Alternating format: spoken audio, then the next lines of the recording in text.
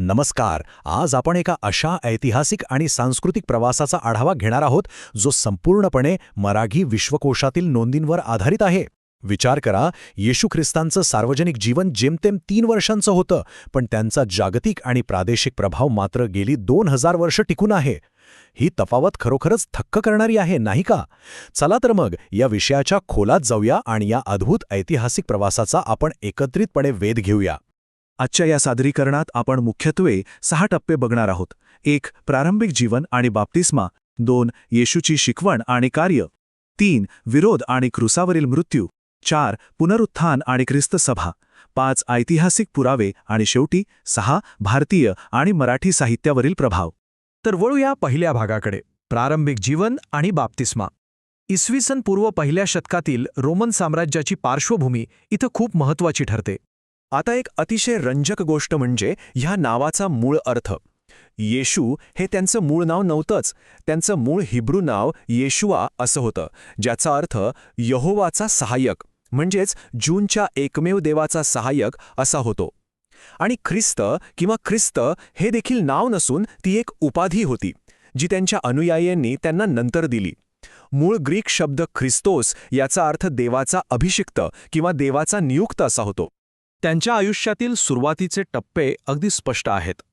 संशोधनानुसार इसवी सन पूर्व 6 किंवा 7 साली पॅलेस्टाईनमधील यहुदा प्रांतात बेथलेहेम इथं मरिया आणि जोसेफ यांच्या पोटी त्यांचा जन्म झाला. नाझरेथमध्ये सुतारकाम करत त्यांचं बालपण गेलं.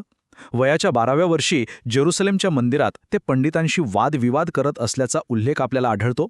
आणि पुढे वयाच्या 30व्या वर्षी जॉर्डन नदीच्या काठी योहान बॅप्टिस्टकडून त्यांनी बाप्तिस्मा घेतला. त्यांच्या अनुयायांच्या मते याच वेळी स्वर्गातून झालेल्या एका वाणीने त्यांना त्यांच्या विशेष कार्याची जाणीव करून दिली होती. आता इथला एक सर्वात महत्त्वाचा आणि कदाचित आश्चर्यचकित करणारा मुद्दा म्हणजे येशू ख्रिस्तांचा निश्चित जन्मदिन कोणालाच माहीत नाही. विश्वकोश सांगतो की इसवी सनाच्या 4थ्या शतकात 25 डिसेंबर हा दिवस त्यांच्या जन्मासाठी निश्चित केला गेला. याचं कारण असं की ख्रिस्तेतर रोमन लोकांचा नातालिस सॉलेस्ट इन्व्हिन्सिबिलिस म्हणजेच अजिंक्य सूर्यदेवतेचा सण याच दिवशी असायचा. त्या सणाला एक पर्याय म्हणून हा दिवस निवडला गेला असण्याची दाट शक्यता आहे. आता बघूया भाग 2, येशूची शिकवण आणि कार्य. त्यांची ही चळवळ नेमकी कशी वाढली ते पाहूया. फक्त 3. होय, हा आकडा खूप काही सांगून जातो. येशू ख्रिस्तांचं संपूर्ण सार्वजनिक कार्य, त्यांच्या 12 प्रेषितांची म्हणजेच ॲपॉस्टल्सची निवड आणि त्यांची संपूर्ण क्रांतिकारी शिकवण, या सगळ्या गोष्टी केवळ 3 वर्षांच्या अत्यंत कमी कालावधीत घडल्या आहेत. मग प्रश्न पडतो की ही शिकवण लोकांपर्यंत इतक्या प्रभावीपणे कशी पोहोचली? तर त्यांनी कोणतंही क्लिष्ट तत्त्वज्ञान वापरलं नाही. त्याऐवजी त्यांनी रोजच्या जीवनातील शेतकरी, मेंढपाळ, रानातील फुलं आणि पक्षी यांच्यावर आधारित सुमारे 40 दृष्टांत आणि 2 रूपक कथा सांगितल्या. जसं की बी पेरणाऱ्याचं रूपक, देवाचे राज्य जवळ आले आहे, हा अतिशय गंभीर संदेश त्यांनी या सोप्या उदाहरणांतून सर्वसामान्यांपर्यंत पोचवला. यावरून त्यांची सामाजिक भूमिका अगदी स्पष्ट होते. एका बाजूला ते पापी, जकातदार, महारोगी आणि समाजातील उपेक्षित लोकांच्या घरी जात त्यांच्यासोबत भोजन करत असत, तर दुसऱ्या बाजूला यहुद्यांचे याजक आणि परुषी यांच्या कर्मठपणावर आणि ढोंगीपणावर त्यांनी कडाडून हल्ला चढवला. श्रीमंतांपेक्षा गरिबांना स्वर्गाच्या राज्यात लवकर प्रवेश मिळेल, हा त्यांचा विचार तत्कालीन प्रस्थापित व्यवस्थेला खरंच खूप मोठा धक्का देणारा होता. वळूया भाग 3 कडे, विरोध आणि क्रूसावरील मृत्यू. या क्रांतिकारक विचारांमुळे येशूंचा दुर्दैवी अंत कसा झाला हे आता आपण बघूया. येशू ख्रिस्त हे तत्कालीन व्यवस्थेसाठी एक अत्यंत वादग्रस्त व्यक्तिमत्व का बनले याची काही प्रमुख कारणं आहेत. त्यांनी जेरुसलेमच्या पवित्र मंदिराच्या नाशाची भविष्यवाणी केली, जी यहुदी लोकांसाठी खूप धक्कादायक होती. रोमन सत्तेखालील यहुदी राजा हेरोद याच्याकडे त्यांनी उघडपणे दुर्लक्ष केलं. शिवाय न्यायसभेसमोर मी देवाचा पुत्र आहे असा दावाही त्यांनी केला. या सगळ्यामुळे त्यांच्या जीवाला असलेला धोका वाढत गेला आणि दुर्दैवाने त्यांच्याच 12 शिष्यांपैकी एक असलेल्या यहुदा इस्करियोत याने त्यांचा विश्वासघात करून त्यांना शत्रूंच्या हवाली केलं. यानंतर गव्हर्नर पिलातियाच्या आदेशावरून येशूंना अत्यंत क्रूर असा क्रूसावरील मृत्यू दिला गेला. शिपायांनी त्यांची थट्टा केली, त्यांना चाबकाचे फटके दिले. पण विश्वकोशात नमूद केल्याप्रमाणे इतका भयंकर शारीरिक आणि मानसिक छळ सहन करत असतानाही क्रूसावर खिळलेल्या अवस्थेत त्यांनी आपल्या शत्रूंसाठी क्षमायाचना केली. बापा, त्यांना क्षमा कर, ते काय करतात ते त्यांना समजत नाही, हे त्यांचे शेवटचे शब्द म्हणजे त्यांच्या शिकवणुकीचा सर्वोच्च बिंदू मानला जातो. पुढे जाऊया भाग 4 कडे, पुनरुत्थान आणि ख्रिस्त सभा हा भाग एका जागतिक धर्माचा पाया कसा बनला ते समजून घेऊया. हा घटनाक्रम अतिशय लक्षवेधी आहे. येशूंचं शव शुक्रवारी सूर्यास्तापूर्वी एका कबरीत ठेवण्यात आलं होतं, पण रविवारी पहाटे ती कबर रिकामी आढळली.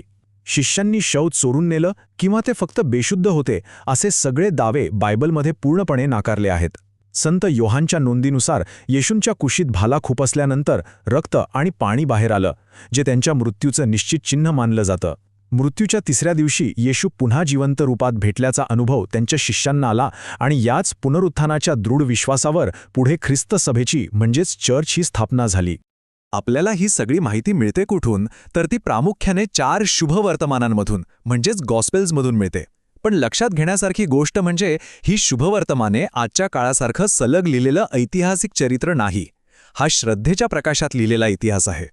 नेमकं काय घडलं यापेक्षा त्या घडलेल्या घटनांमधून येशूंना काय सांगायचं होतं यावर या लेखनामध्ये जास्त भर दिलाय हे समजून घेणं अत्यंत गरजेचं आहे. आता बघूया भाग 5, ऐतिहासिक पुरावे.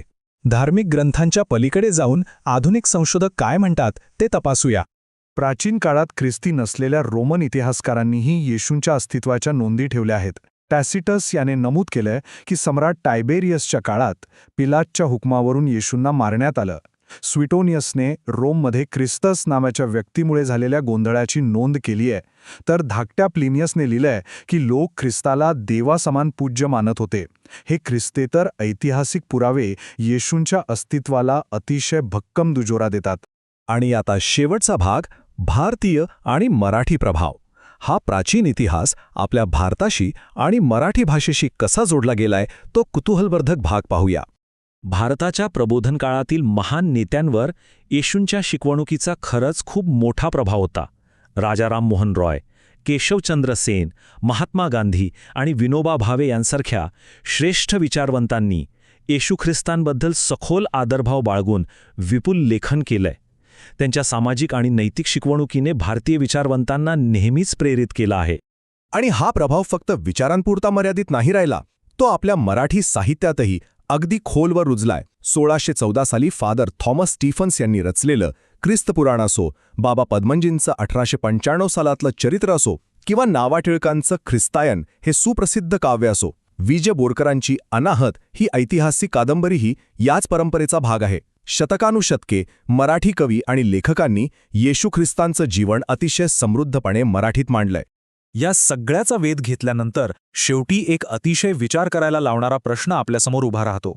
जेमतेम 3 वर्षांच्या सार्वजनिक कार्यातून एका व्यक्तीने संपूर्ण जगभरात आणि अगदी आपल्या मराठी साहित्यासारख्या प्रादेशिक संस्कृतीत सलग 2000 वर्ष टिकून राहणारा इतका प्रचंड प्रभाव कसा निर्माण केला असेल. एका अतिशय अल्पजीवी कालखंडाचा हा अनंतकालीन ठसा खरोखरच अभूतपूर्व आहे. हा प्रश्न नक्कीच प्रत्येकाला सखोल विचार करायला लावणारा आहे. या माहितीपूर्ण प्रवासात सहभागी झाल्याबद्दल सर्वांचे खूप खूप आभार.